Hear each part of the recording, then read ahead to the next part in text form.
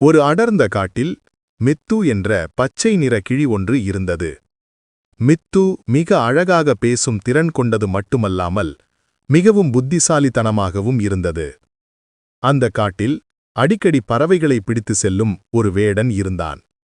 கிளிக்கூட்டத்தின் தலைவனாக இருந்த மித்து மற்ற கிளிகளிடம் எப்போதும் வேடன் வலையை விரிக்கும்போது யாரும் அவசரப்பட்டு அவனிடம் சிக்கிவிடக்கூடாது என்று எச்சரிக்கும். ஒரு நாள் வேடன் ஒரு பெரிய வலையை மறைத்து வைத்து அதில் கவர்ச்சியான பழங்களையும் தானியங்களையும் தூவிச் சென்றான். மித்துவின் கூட்டத்திலிருந்த பெரும்பாலான கிளிகள், ஆகா, எவ்வளவு சுவையான உணவு என்று பேராசையுடன் வலையை நோக்கி பறந்து சென்றன.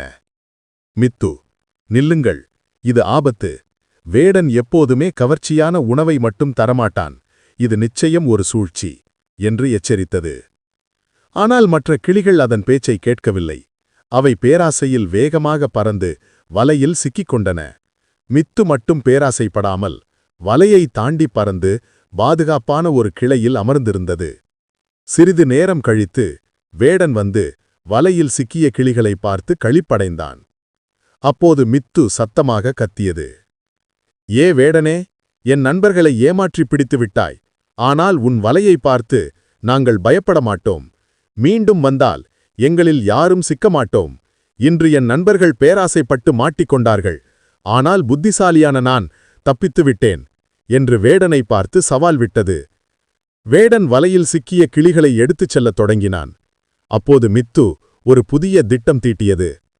நண்பர்களே, வேடன் தூரத்தில் சென்றதும் நான் உரத்த குரலில் கத்துவேன்.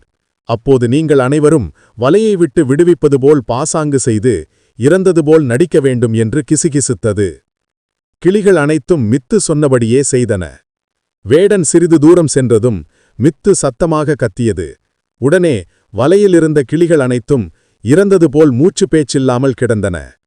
இறந்த கிளிகளை பார்த்த வேடன், அடடா, பிடித்துச் செல்லும் வழியிலேயே எல்லா கிளிகளும் இறந்துவிட்டனவே, இவை செத்த பறவைகள், இனி இதை வைத்திருந்தால் பயனில்லை என்று வருத்தப்பட்டு வலையை அவிழ்த்து இறந்தது போல் கிடந்த கிளிகளை தரையில் போட்டான்.